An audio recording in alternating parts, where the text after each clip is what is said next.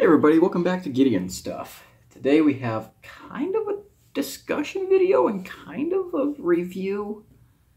I'm not sure what we're going to be doing here, but what I do know is that it's about this knife here. This is the Cjrb Taiga. And this is my dad's knife. I gave this to my dad, geez, a long time ago. I can't remember when. And this has been his knife, and I have it right now because he gave it to me to do some repairs on it. Mainly, I do my dad's sharpening. You can see there, the edge is taking some damage. The blade was off center, lots of blade play and stuff, and some other problems. There's some rust there on the D2, but while I was working on this knife, it got me thinking, like, this is my dad's knife. Like, this is his knife. He has a couple of others, but this is, this is his EDC knife. This is the knife he carries every day. And it's so funny to me that, oh, there goes a little spider. Did that fall out of the knife? Get back over here, boy. Okay, whatever, he's gone. That was weird. Anyways, it occurred to me that it's ironic that a lot of us in the EDC community, the everyday carry community,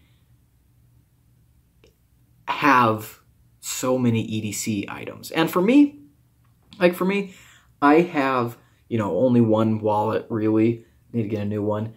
I have, I rotate through different pins and stuff. I have like 2 flashlights, but I have a whole bunch of knives. And this got me thinking about how it's different, how different people use their knives. I want to talk about that a little bit. So for me, I'm an enthusiast who uses my knives. I think a lot of people are. So I have a lot of knives, but I also use my knives. I don't just collect. And so that allows me to kind of match the knife I'm carrying to the tasks that I think or am planning on doing that day, the tasks that I may encounter or that I know I'll encounter. So for example, I have my hard use folder. And then I have my, just regular EDC folder. And then I have my I'm going someplace fancy folder. And then I have this folder and that folder and blah, blah, blah, blah, blah. This knife is for dinner parties, and this knife is for weddings, and this knife is for camping at this campground, and this knife is for camping at this. I have a bunch of knives that all have kind of different uses. However, someone who's not necessarily an enthusiast, they have the one knife. And we can really see that here from this knife that my dad has used as his one knife for everything. So I've mentioned this in the past, but I grew up around knives. Pocket knives have always just been part of life for me. My dad always carried a knife. Everyone I knew carried knives. I grew up on a cattle ranch. I grew up in, a lot of rural areas. Pocket knives are just something you had. But not everyone was a pocket knife enthusiast. It was just another tool. And so growing up, I remember using pocket knives until they just fell apart and then throwing them away and getting a new one. And that was just kind of the way it was.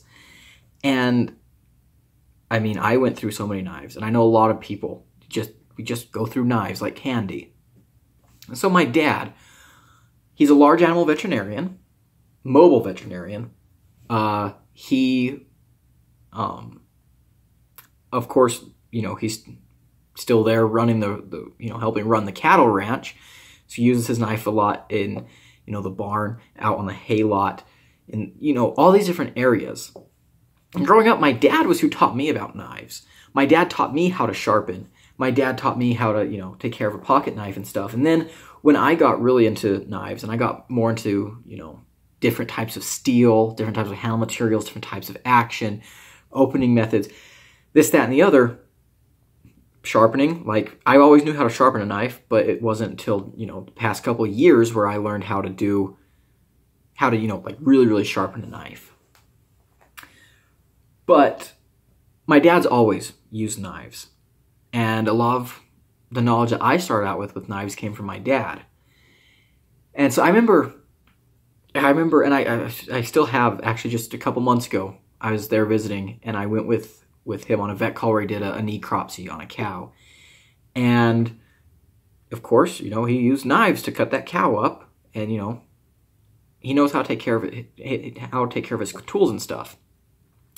Pocket knives are really interesting though, because like when my dad goes to necropsy a cow, he has a knife kit that he uses. When a bunch of my family members are really, really big on hunting, they have a specific knife or knives that are their hunting knife. A pocket knife is with you all the time. And if you need to cut something, you cut it with that. Sometimes if you need to pry something open, you use your pocket knife. I'm not saying I recommend that, but it happens, right? So pocket knife is a lot different than your kitchen knives, your dedicated tool knives. And being an enthusiast has kind of made me make my pocket knives dedicated tools. Like, how am I trying to say this? You guys know what I mean. I think you guys know what I mean. This knife gets used for everything. And I remember actually my dad, for a long time, he stopped carrying more, you know, like traditional pocket knives, and he carried the exchangeable, you know, like the razor knives, because of two things, I think. One, they cut. They actually cut. Even if you're not a knife person, if you're using knives all the time, you will notice when something doesn't cut. You will notice when something's not performing the way it should. And so those little razor blade knives, they cut. They're razor blades. Of course they cut. And the other thing too is, you know, if he damaged it, just dispose of it. But, you know, me being who I am, being all into knives, I was like, no, Dad, stop using those. I got you. I'll get you something better. And so I got him this. And I think he's really enjoyed it. In fact, I know he has. He's carried it and used it for all kinds of things. And I just kind of want to talk about this knife and give an overview and talk about how it's held up in that type of use. Because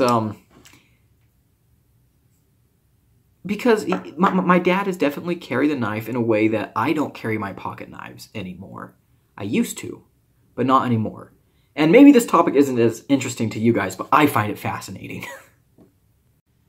So as a knife enthusiast, I kind of pick and choose what battles I put my pocket knives through based on the way they're constructed, the materials being used, or, I mean, I'm not real big on this, but I know a lot of people are, you know, the price point.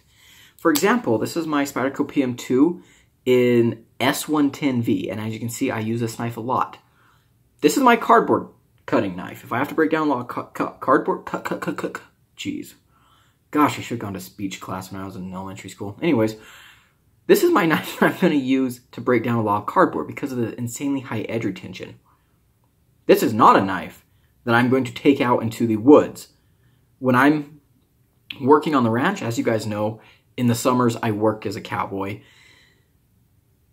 I do not want this knife out there. If I'm fixing fence or something, if I'm out there in the woods, if I'm having to work through wood or things like that, this is not the knife I want, because S110v is a brittle steel. I will chip this knife to oblivion and probably also break off that tip.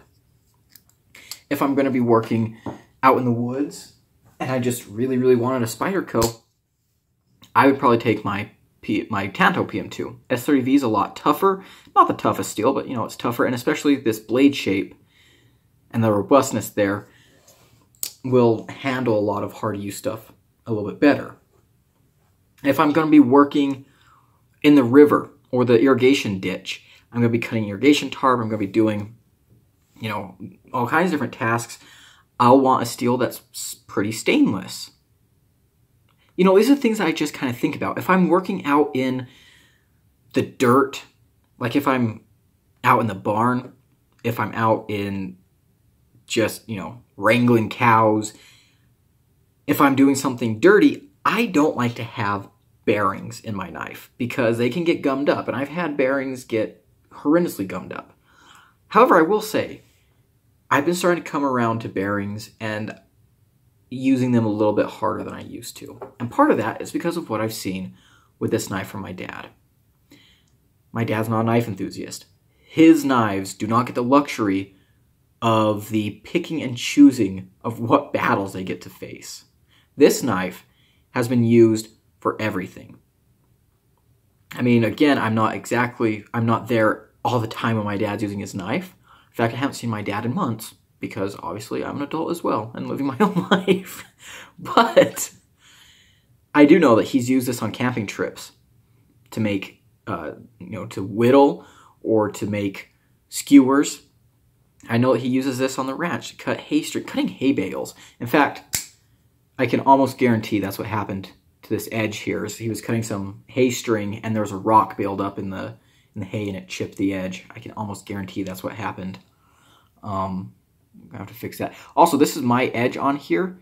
This is a 15-degree toothy edge. I do not like mirror polished edges on D2. And actually, maybe if I had not done such a laid back angle for his edge, it would have made it a little bit tougher, but I don't know.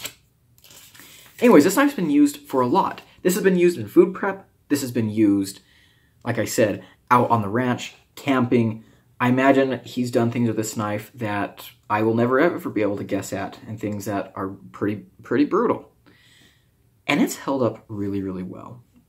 So, first of all, the edge definitely has some spots. I do need to sharpen it for him. But the edge is held up pretty well.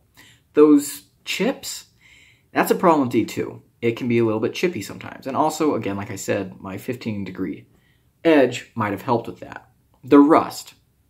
D2 is not a completely stainless steel. However, this knife is not as rusty as I would have expected. Like, it's held up really, really well.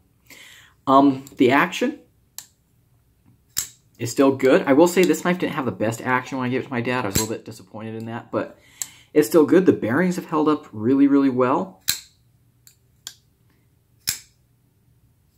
It's still a functional knife. The biggest problem is that it's developed a little bit of lock rock. Now, I will say, lock rock right out of the box is something that you can fix pretty well. It's a risky process, but basically, you just bend the lock bar over a little bit. Lock rock that comes from use can be a little more tricky to fix because what probably happened is just, damage occurs to either the tang of the knife or the lock itself. When you're using it in certain areas, you're putting different stresses on this part of the knife. That's a part of the knife that endures the most stresses, twisting or things like that. And it's not an uncommon problem, actually. I want to say real quick, I've had knives develop lock stick after extended periods of use. This is my Best Tech Lion. I love this knife. This is one of the best budget knives ever. Hear that? It's developed a little bit of lock rock. My Cjrb Vexer. Love this knife too. This is a knife I've used pretty hard. It's developed some lock rock. So that is something that just happens. And in my experience, it does happen more with budget liner locks than with frame locks and stuff, but don't quote me on that because I'll admit I'm not working with the biggest control group. But all in all, this knife is held up incredibly, incredibly well. This is a $35 knife. I remember as a kid using $10 knives from Tractor Supply. That's what I used a lot of, and what everyone used. And those knives on the ranch lasted probably a month, if you were lucky. And I mean, even the first time you use that knife, the first time you're cutting through hay bales, your edge is taking damage. Like, your edge is chewed up. So you have to sharpen it. And when you sharpen it, the steel is so soft that you remove, I mean, geez, this much of the blade right away the first time you sharpen it. And then, you know, a couple weeks later, oh no, it won't lock up anymore. Or, oh no, it literally fell apart. This knife has held up extremely well. Yes, it has that lock rock. But look, it's still a safe knife to use, especially with this big flipper tab. It's still a safe knife to use. It's still pretty much structurally sound. I need to resharpen it for my dad. That's it. I think this will be the third edge I put on here for him. I need to resharpen it, and then it's good to go. Like, it's still kicking. This knife, my dad keeps using it the way he's been using it. I think this knife could easily last 5 more years. Maybe 3. But that's incredible. Because again, this is a generalist tool. This gets used for everything. This doesn't get to sit some fights out. If my dad has a cutting task, this is what's getting used. And I think that speaks a lot to the build quality of $35 knives nowadays. It's still kicking. Something that I've really enjoyed while I've been fixing up this knife for my dad is seeing the type of wear and tear a pocket knife takes on after it's been used. And this is something that